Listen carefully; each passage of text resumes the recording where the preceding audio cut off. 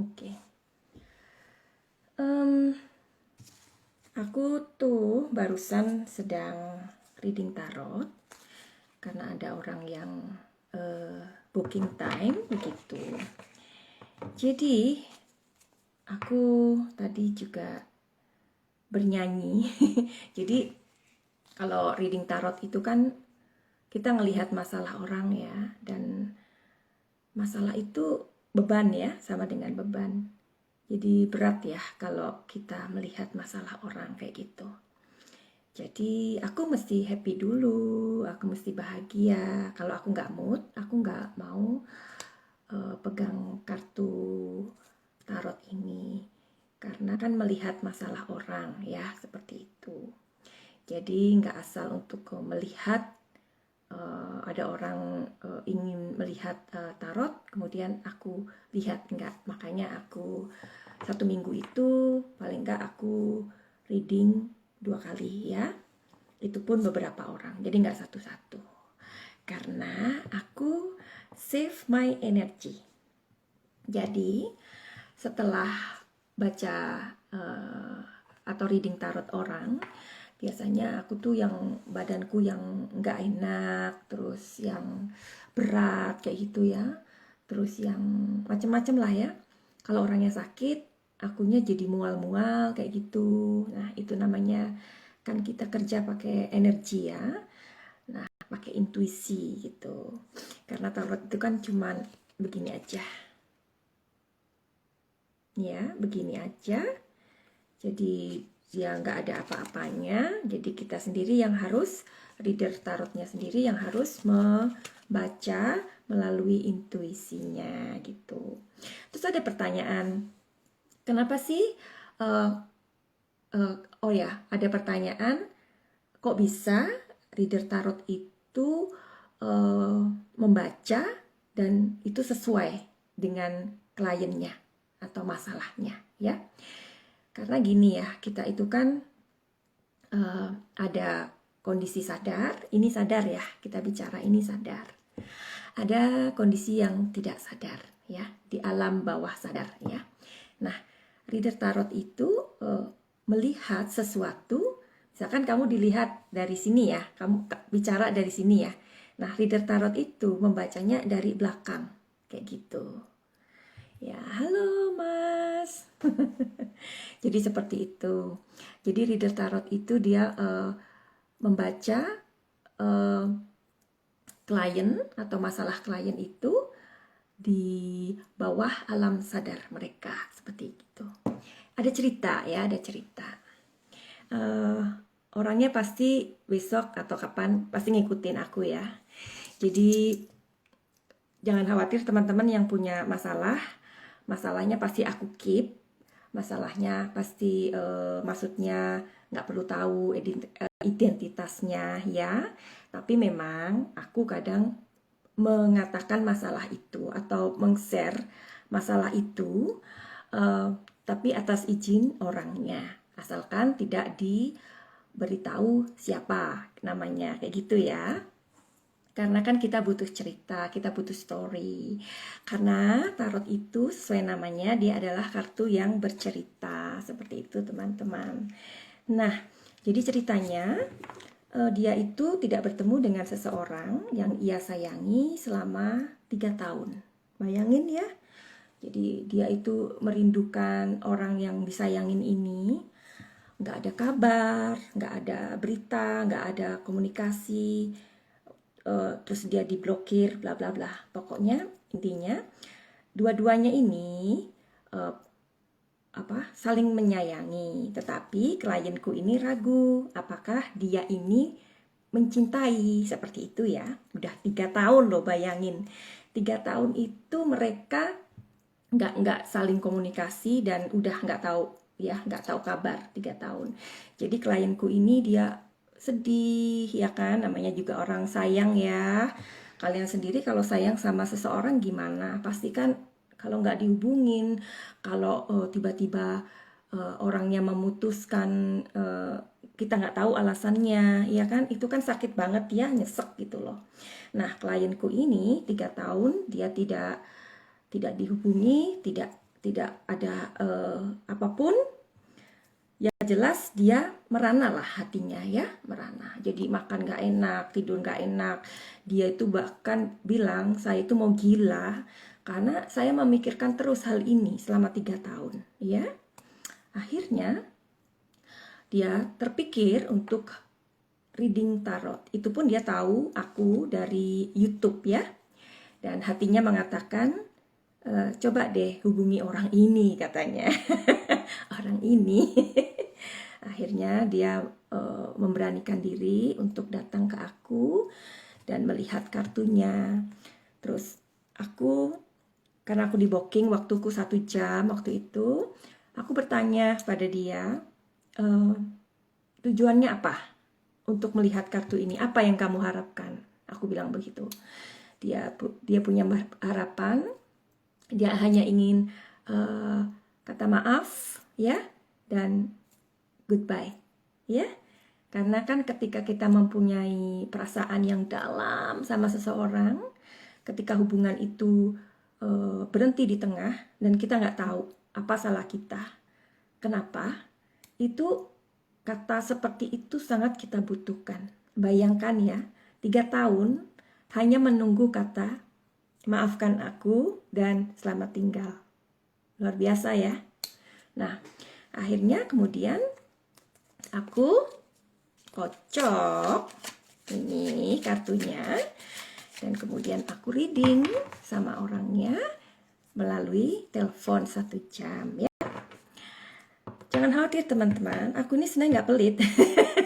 Karena orang itu kalau datang kadang dia minta setengah jam waktuku dan menghargai waktuku, atau 1 jam, aku selalu kasih lebih ya. Karena apa?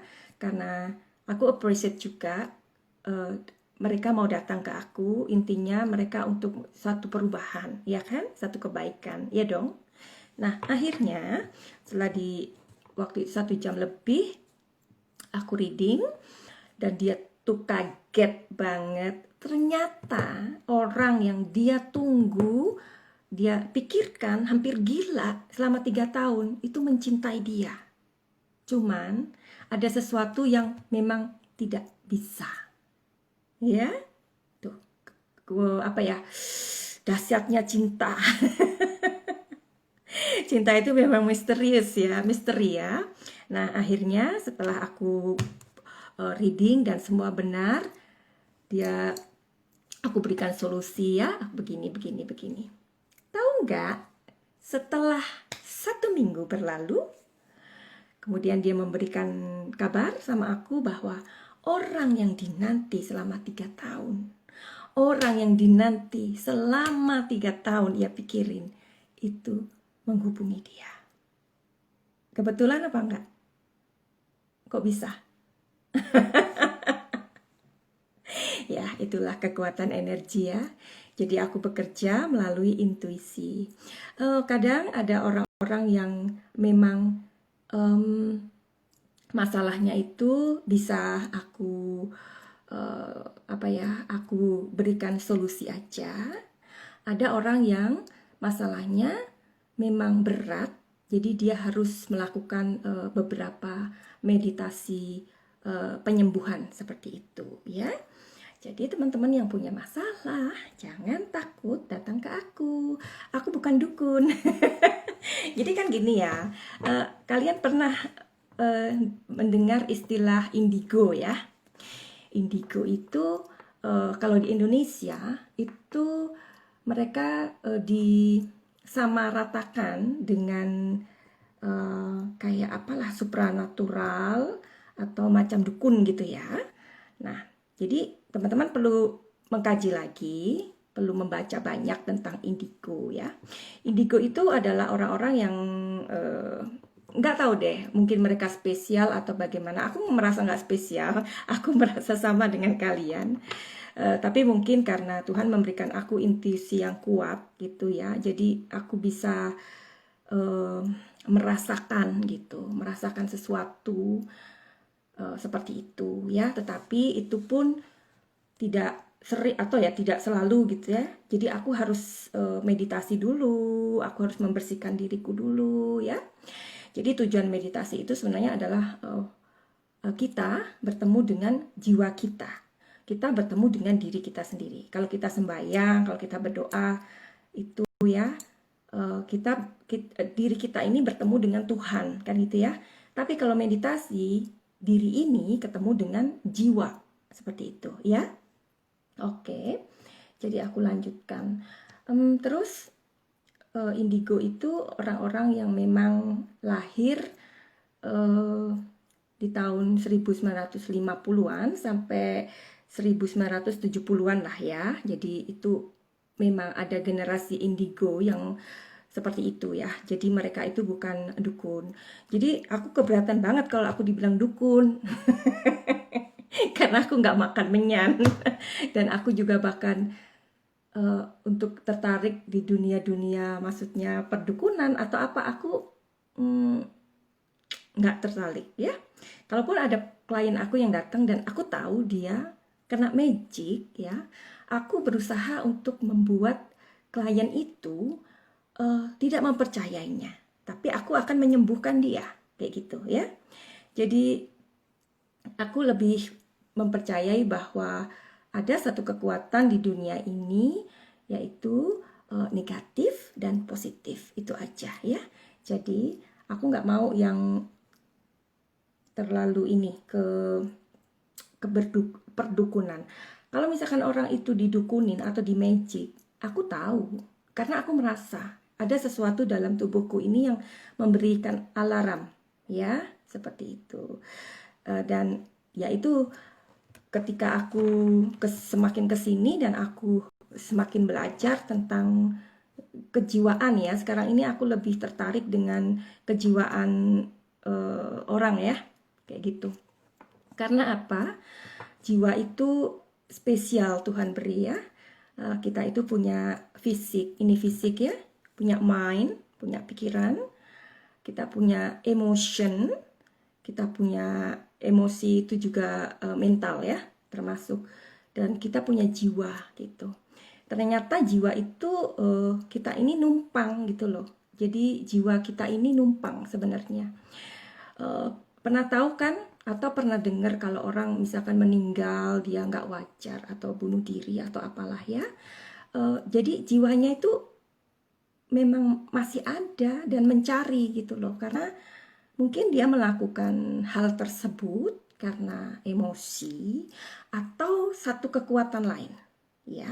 Karena aku punya beberapa experience ya, pengalaman tentang hal-hal seperti itu.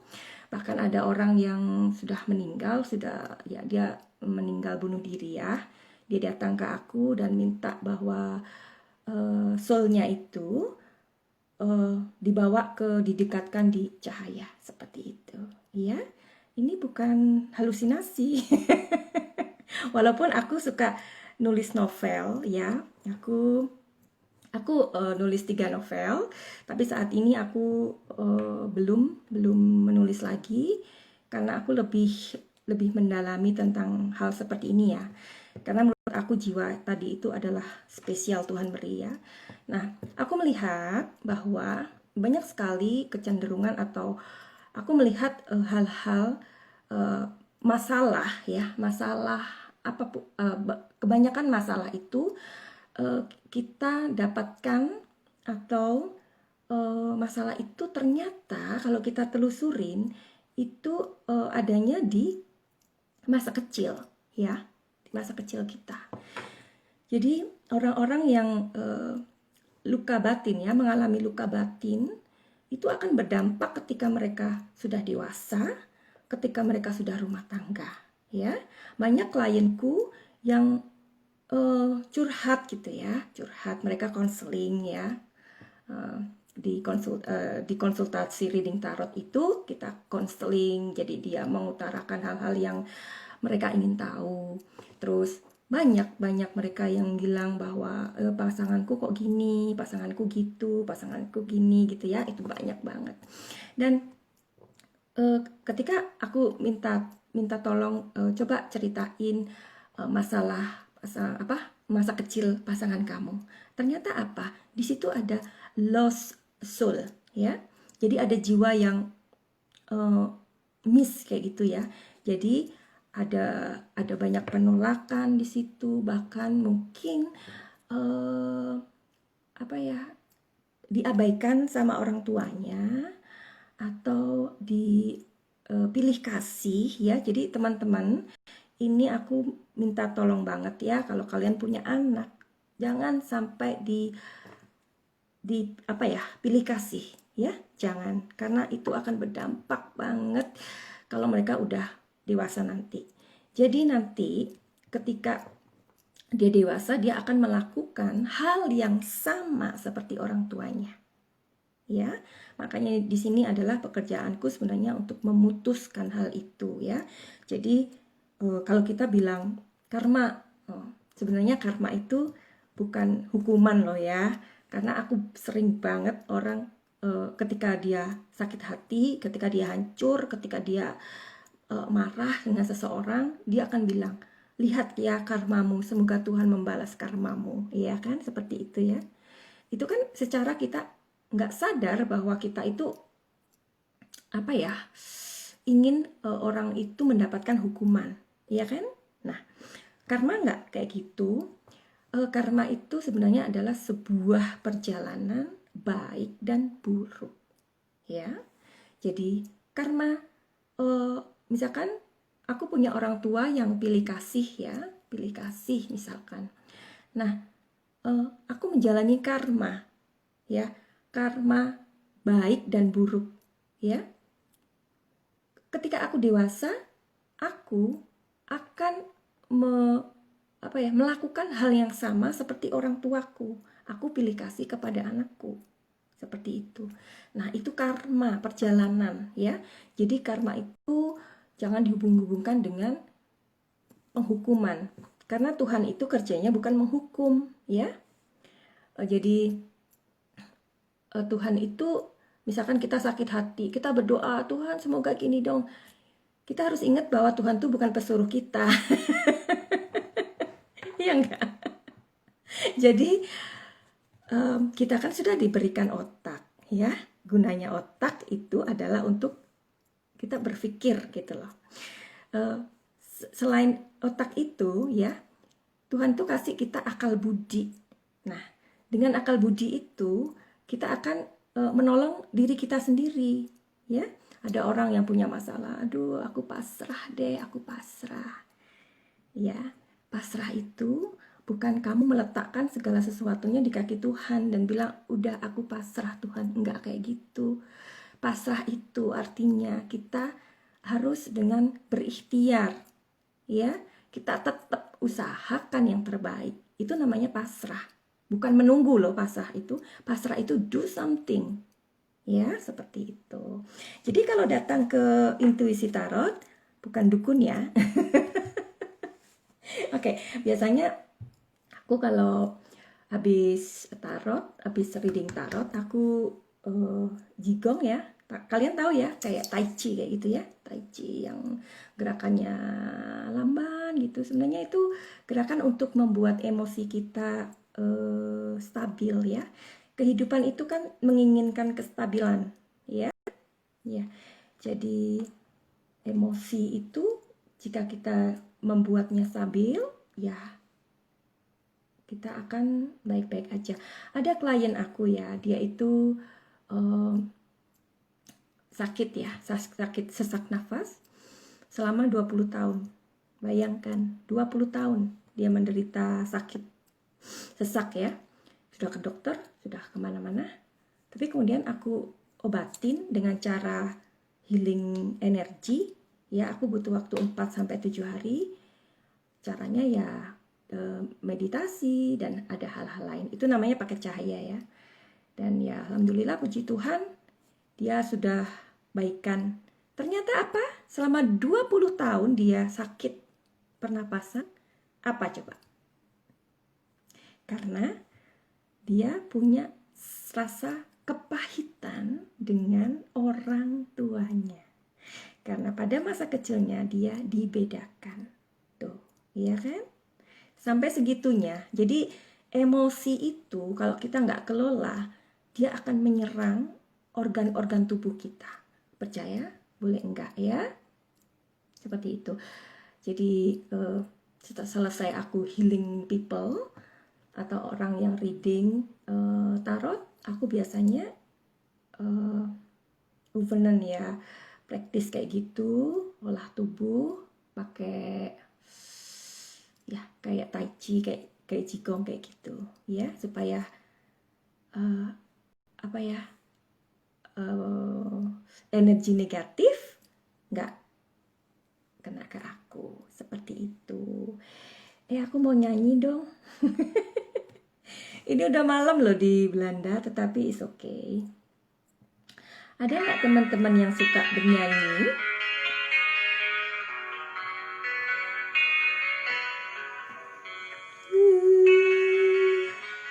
Takutnya gini, malam-malam teriak-teriak ya. Oke, nggak apa-apa, sebentar.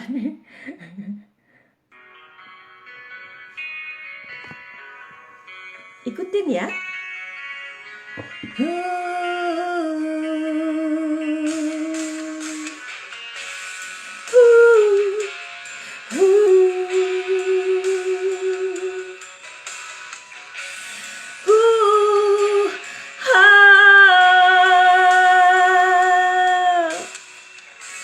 Mama, take this back for me. I can't use that anymore. It's getting dark to see. Ooh, feels like nothing on heaven's door. Hey, hey, hey, hey, hey, nothing on heaven's door. Nothing on heaven's door. Nothing on heaven's door. Ooh, nothing on heaven's door. Eh, eh, eh, eh. Ada si Luna ya. Aku barusan lagi reading, jadi aku mampir ke sini buat nyanyi.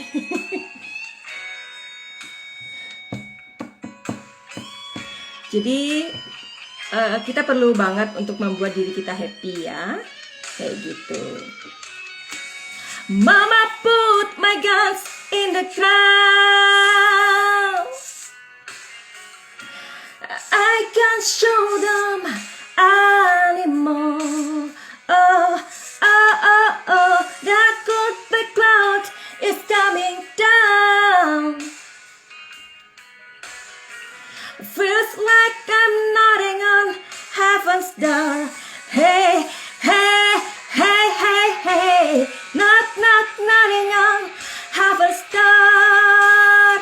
Ooh, nodding on heaven's door. Nodding on heaven's door. Ooh, nodding on heaven's door. Udahan ya. Oke, aku mau udahan. Buat teman-teman yang punya masalah, jangan sampai disimpan ya, karena kalau kita punya masalah itu artinya kita punya beban ya. Jadi kalian bisa omongkan ke teman, sahabat, ke orang-orang yang kalian percaya ya, karena masalah itu memang perlu diomongkan ya. Nah, kalau ada teman-teman yang takut masalahnya diomong-omongkan ya, mendingan datang ke aku aja ya, datang ke aku dan aku nanti kasih solusinya kayak gitu. Oke, salam dari aku di Belanda.